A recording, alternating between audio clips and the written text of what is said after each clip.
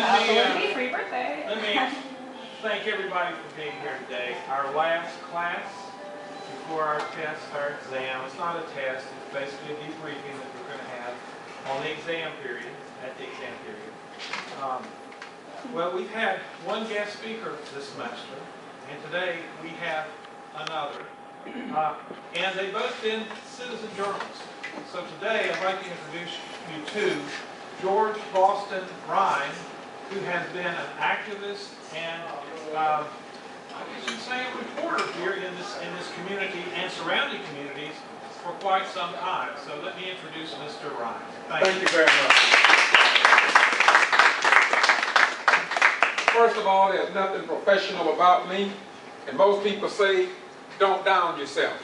I'm not downing myself, but because I know who I am that I am, and I walk that way. So I don't have to imitate, duplicate, nor placate. I am that I am.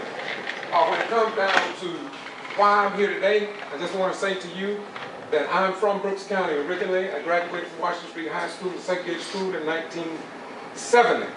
And in 1971, I went to Atlanta, and later I enlisted in the United States Armed Forces. I retired in 1991 in this area. I got here in this area in '89.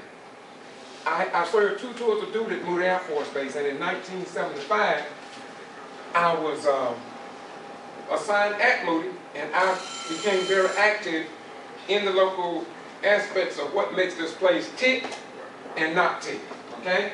So I found out that the local South Georgia news media would not report what I call the black news, okay? Nor the poor white news. Okay, so what I started doing, I started writing newspapers, writing editors, letters to the editors across the nation. They published in Chicago Sun-Times, New York Times, Pittsburgh Courier, Miami Herald, Valdosta Daily Times, Lake Park Post, and goes on and on. But the bottom line is the Valdosta Daily Times got to a point where they would not publish my articles because it was kind of controversy. And so what happened, I got on the internet and I started blogging. I started publishing my letters anyway to a very small audience, but now I can say that through the use of my blog and YouTube, I'm now reaching approximately over 250,000 people. In fact, 300,000 plus on my YouTube channel. You can see that at Boston G.B.R. As a result of that, some people call me a journalist, some people call me a whatever, but I am a civil rights leader.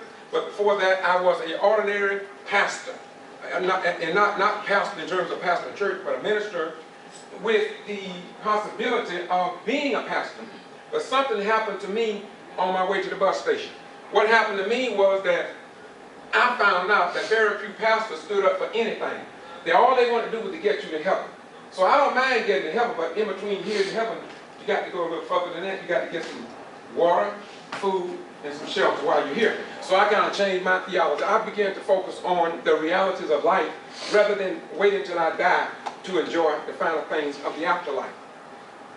Now bringing it in to get why I think he brought me here today, because my life is too long, especially things that I've encountered, it's too long for me to sit here and talk to you within 3 hours. 3 days wouldn't even touch the surface. So what I'm just going to do is break in somewhere and show you, I guess, what I have done, the impact I hope I've had on the community, but the greatest impact was on me, okay? Because I have gone through a renaissance. First of all, when I was a little boy, I hated the blackness of my skin and kin. I hated the fact that I was black. Because in Brooks County, white folks own everything, you understand? They are the ones in power. My grandmother brought me up and told me, said, you got to be twice as good as a white man just to be considered in this white society. She told us that. So because I went to an all-black school, I felt that I had an inferior education. I was not in the top 1% of my class. In fact, I never studied in school. I didn't study, okay? My teacher would get angry with me and say, if you would only study, you would be an AA plus student.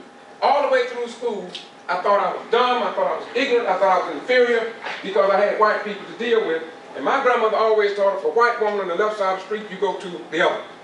She said, if the white bus come by, back then they had 7 buses. She said, get away from that bus because they'll throw bricks at you, but nothing you can do about it, okay? So when I went through a renaissance by me going into the military, something happened to me. I call it on my way to the bus station. I found out in ancient Kemet, in northeast corner of Africa, and the pyramids were built by people that looked like me. King Khufu was a black man. Y'all can study all that want to, and you condemn it if you want to, but eventually the truth gonna come out because Jesus said, "Ye shall know the truth, and the truth shall set and make you free." Okay? Now, This friend here is John Robinson. Stand up, Brother Robinson. This here is a man that has gone with me many places. He is the one minister in this area that are not afraid to sit with me. I go to McDonald's and I'm so controversial because my life has been threatened. People are afraid to even sit with me. Is even afraid to sit with me. They call me, anyway, I'll leave that out because it's being recorded. So let me get to the beef. Before I get through here today, you all are going to see. I won't have to tell you nothing what I was about to say. I'm going to show you what I mean. So let's start out by talking about today's newspaper.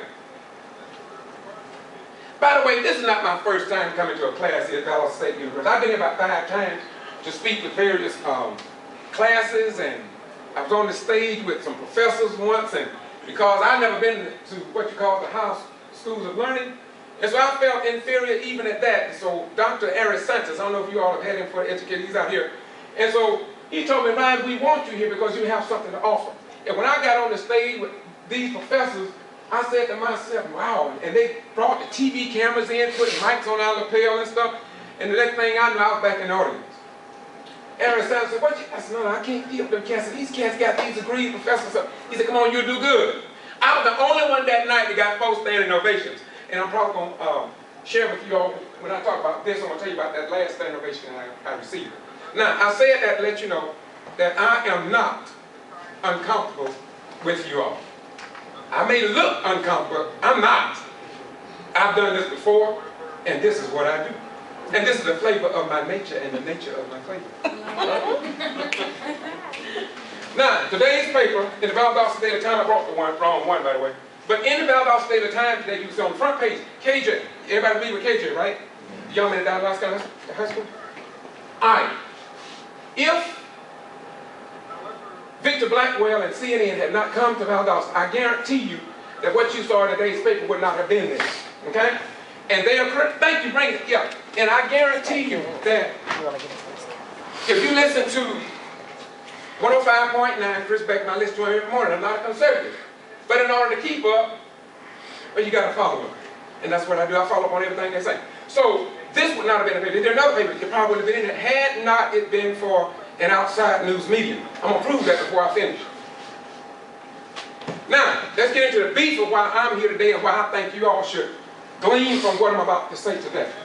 And that is that if you tell the truth today in this day and age in which we live, you're going to be ridiculed, you're going to be hated, you're going to be loved, and you could even lose your life. You're going to be threatened. But somebody must do it.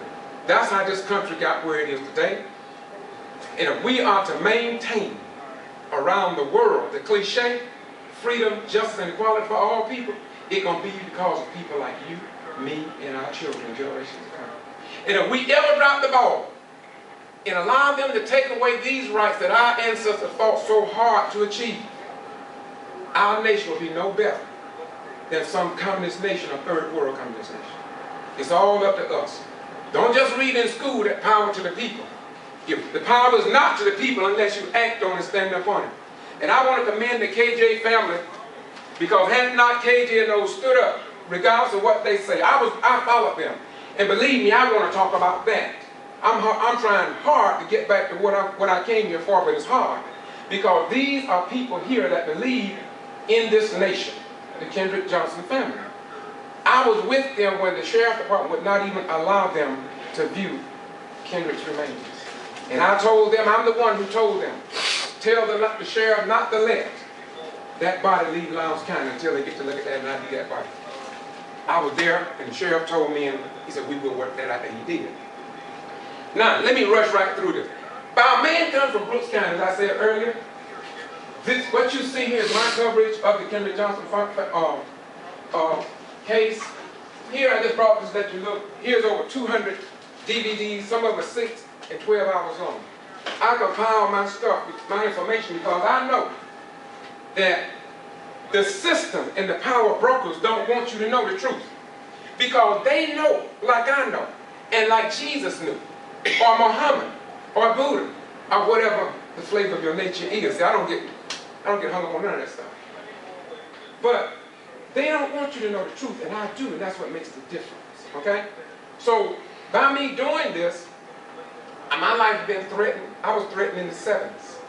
And surely they've been threatened recently. Today I stand in 191 days of being on a criminal trespass warning. I can't go to no area of Lowndes County High School property. I have been banned by the sheriff or West Taylor, but really, whoever did it, I don't know who did it. But one thing I do know, I have it on tape. They told me that if I went to any Lowndes County High School property, I would be arrested. I was not able to go to the last graduation at Lowndes County High School. I didn't come for that, but I'm here to tell you that if you stand up for truth, your road going to be pretty rocky, and maybe your life may be threatened, and that of your children. This is what we do. That's all in the area of living up to the dream that America has espoused around the world. We are land of the free, and home of the brave, and I add, and too many unjustified graves. So, when you can pass that round, what that is, that's when I identified the Hudson Dockers area and the swings for the summer for the low-income children. That's the playground that they had. And when I stood up for that, went to public meetings to stand up for the least among us, the Valdosta Daily Times, no South Georgia news media reported none of that. That was not newsworthy to those in power, like the Valdosta Daily Times and the local radio station. You all have to realize that everything I'm saying here today, you will see it on YouTube unless it don't come out on camera. Everything I believe, my life is an open book. I do that because you have a right to know. A little man coming from Brooks County, I never dreamed that my reporting of events such as that and others that I'm going to show you about, I never dreamed that I would get a picture with the Honorable Dick Gregory. I don't know if you all heard of Dick Gregory. I met him about 3 or 4 times and got a picture with him. This is one of the most important pictures that I've ever taken in my life from somebody that I respect a lot. Now, I had an opportunity to get a picture with Minister Louis Farrakhan in '91 in Macon when he did a message of Stop the Killing. That would have been the highlight of my life, but I was so happy to see him that I forgot to get my camera out the trunk. Me as an individual and my reporting, my life was threatened, but in 1984 I wrote this piece. I got a letter from 3 former presidents on this called Tribute to an Unknown Soldier. You also can find it online, Tribute to an Unknown Soldier with music. A lot of people look at me and they say, well, how did you write that? Well, I guarantee you never read nothing like this before in your life. I don't take the credit for it. I believe it was inspired by God for me to write this. But when you begin, by the way, let me tell you why I'm showing this in terms of my reporting. You see, when you start writing like this is about a soldier. It's about Jesus, really, I'll tell you. But Jesus' name is never mentioned in here.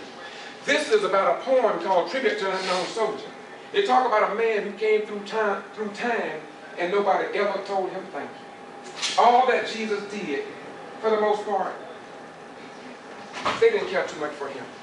And he said in Scripture, I came unto my own, but my own received me not. But as many received them, to them I gave power to become the sons of God.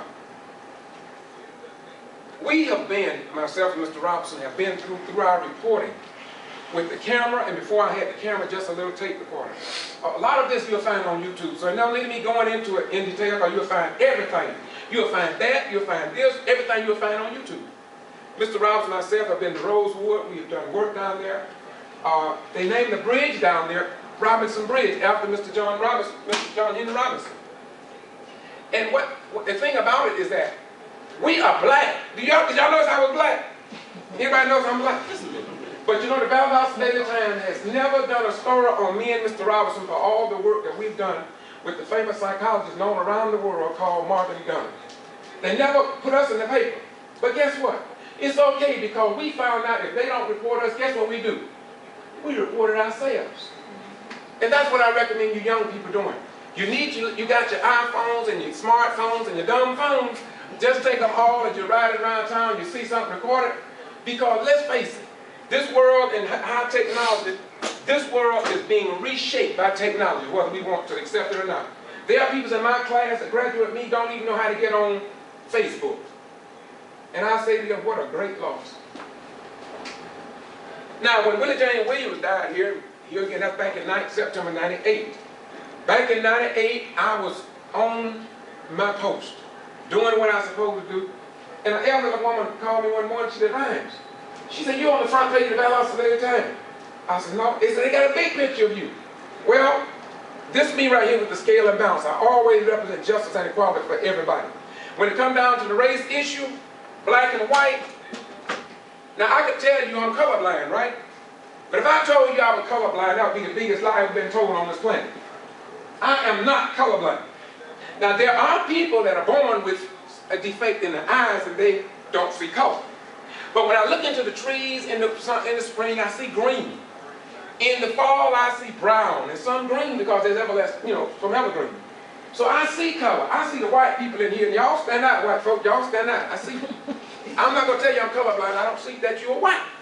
It's my responsibility to treat you just like I do this black brother here because I see everybody as the same, and that's human beings. Although my grandmother told me don't have nothing to do with a white woman. If you see a white woman walking to the left, you go to the right. If she's upstairs, you go downstairs. She told us that. Now, why did she tell us that? She told us that because she wanted us to live and not die. There are people dying right now here in South Georgia because they dating a white woman. Well, I won't go that far, but I'm just saying it's happening. Now, people don't want me to talk about it. But look, I am from the old school, and what we have here, I can call names. Earl Evans was a great basketball player when I was in school. His nickname was Heber. He was dating a white woman over in Brooks County. That's Quitman, 18 miles west of here. They burned him up in a police car, but not before shooting him twice. Ed Denson was dating a white woman. They drowned him along with his friend, the Wootons. Nobody talked about this. So, and I can call some other names, not to mention one my grandmama told me about when I was a little boy. So now, why are you saying that? What I'm saying is this. That information, although it was buried back in the day, because nobody would report it, right? It's my responsibility to dig it up so you young folk can see what the black man went through and what the white people went through, because there was a lot of whites who did not agree with the slavery. They fought, they died, they suffered, and we black folk too often don't give the credit to white people who stood up. And we got some here today too. And I don't call them white people, I call them white right people. Now, when you look at the Valdosta Daily Times and you look at the Quitman Free Press, and you may not believe this, but I am a peaceful person. And I try to be righteous. Sometimes it's hard. But I could have done what I'm about to do today, last week, or this weekend, but I'm not going to do it. I'm going to do it now instead of then. The reason I do it is because I want to make sure that I'm right in what I do. When you look at YouTube, you won't find no lies. You won't find no hatred. You won't find information that has been researched. And if it have not been researched, I wouldn't put it up. Okay? Now, what I'm about to say to you is this. This is the paper that I got in my mailbox yesterday. Why was I waiting on this paper? This is Quitman Free Press. And I know this is being recorded on YouTube, for YouTube. The reason I was waiting for that paper, that's the second paper that came out of Quitman. One last week, they come out every week. One last week and one yesterday I got that. Now,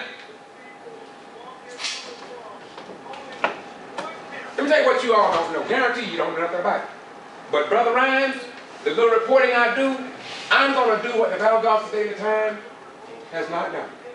Quitman Free Press has not pressed this. I'm going to press this by Monday. It will be on my YouTube channel. You ever seen that name before? You black folk. We got any blacks in here? Who is this man here? You black folk ought to know. You don't know, do you? Anybody know him? He's running for mayor. Oh my God, stand up, my beautiful sister. Stand up.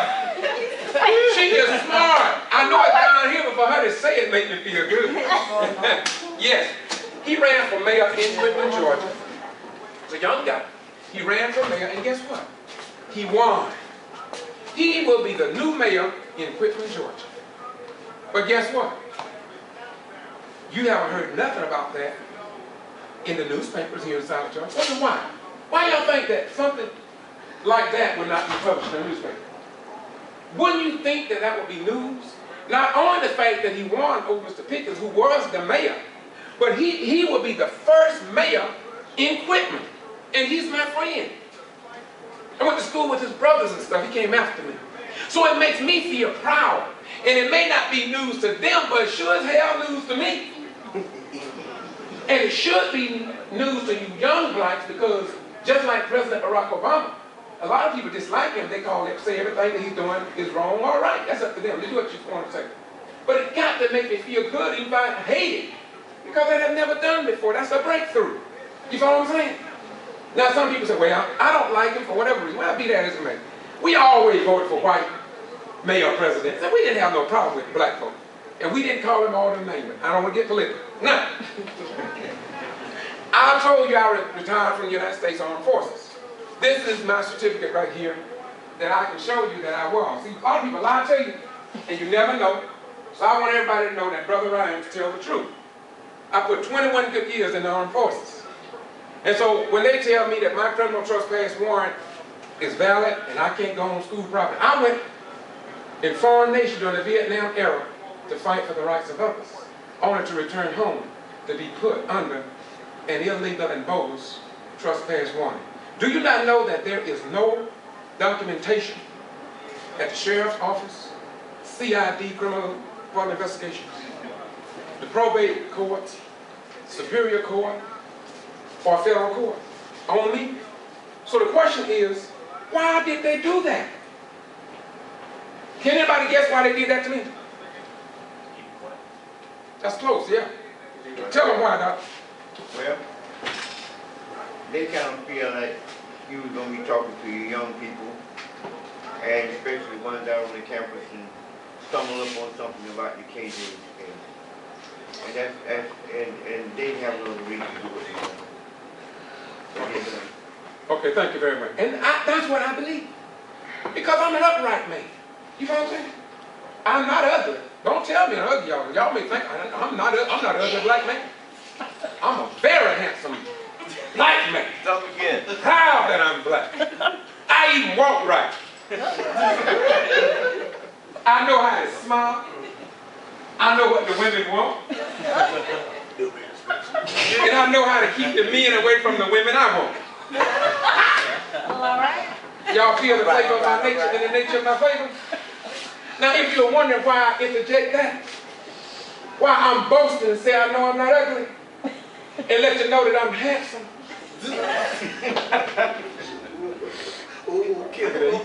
Let me tell you why I know that. Let me tell you how I'm 100% sure. Because first of all, I know I'm a man. I'm not caught in the middle. Now, because God don't make ugly, that's why I know. Okay. See, my God don't make ugly. That's why I know I'm not ugly. Now, so if God don't make ugly, how can I become ugly? I make myself ugly when I hate white folk.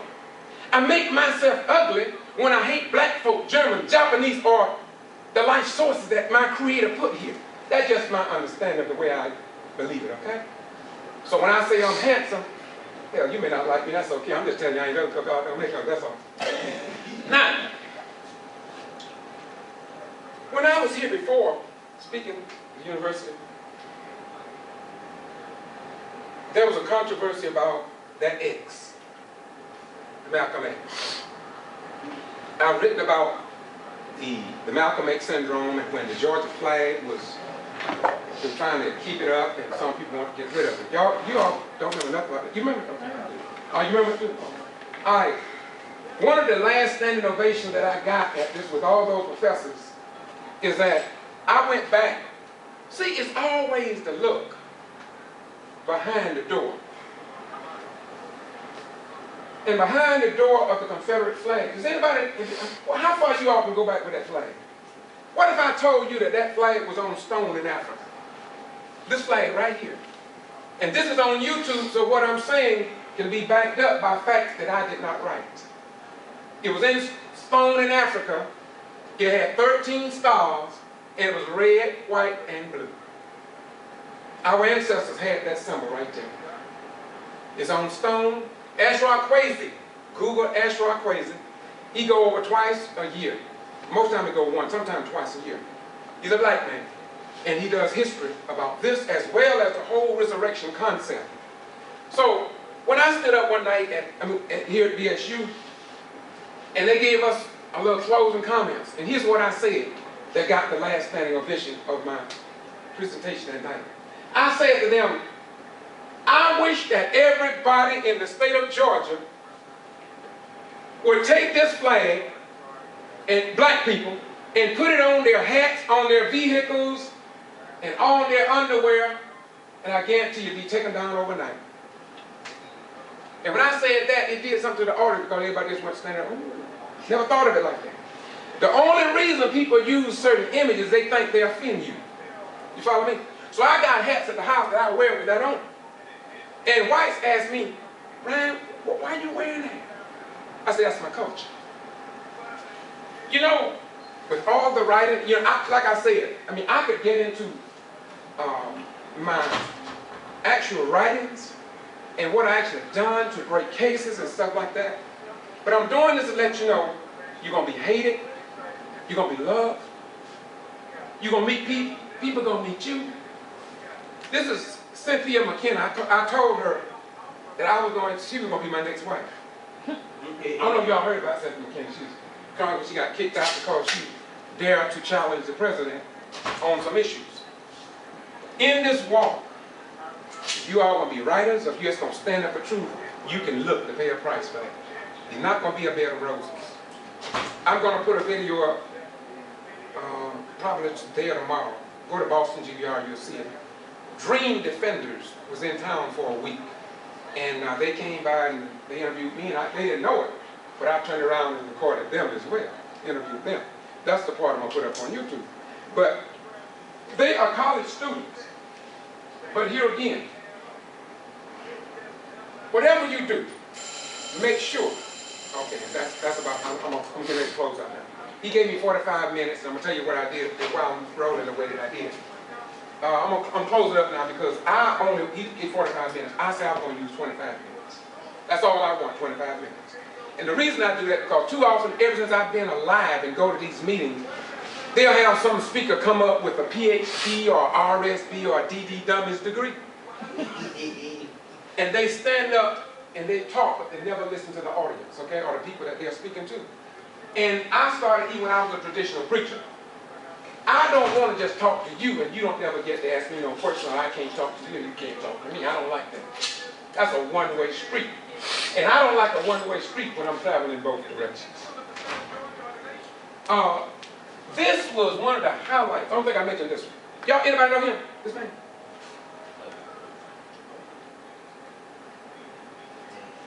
I can't even see it. Wow. Huh? I can't see it. Well, they have fun. No. He said he can't see it, but y'all got to put it in his face. That's me. Oh, you knew that was me? Oh, him. That's Joseph Lowry. Now, who was Joseph Lowry? Civil rights. Civil rights. That did what? Who did he walk with? Martin Luther King. Absolutely. And what was the organization that they did a lot of their work under? What was those acronyms? You want to invite me back again, man? Will you please invite me back again? Yes. Okay. I see another need here. The Southern Christian Leadership Conference, which is the SCLC. And look, I'm not down you guys. Look, you know, there's a great disconnect with our young people and the older generation. And it's not your fault, it's our fault. Okay, so don't think I'm throwing off on you guys. I'm not doing that. It's our responsibility to educate our children on our history and where we came from. And we are losing so much of it. This is why if you're going to become writers and reporters, go out there. I got a white friend. I spent Tuesday. I went to ADL. She is a real journalist. Hey, look, in y'all spare time, Google. What's the first thing I got? Robin Postel. Robin Postel, Google her. She thanked the world of me. Beautiful white right person. I met a lot of white right people. And that's in the field, and their life has been threatened too. I've had white people that work for the Valdosta Daily Times who tell me things they shouldn't even tell me. You know why they tell me? Because their heart is right. This thing boils down to we're not talking about a race issue. Because we all are from some race. And by the way, have y'all ever looked at the word race? Give it an R, what you got? Ace. Why are you stuck on race when God wanted the aces from everybody?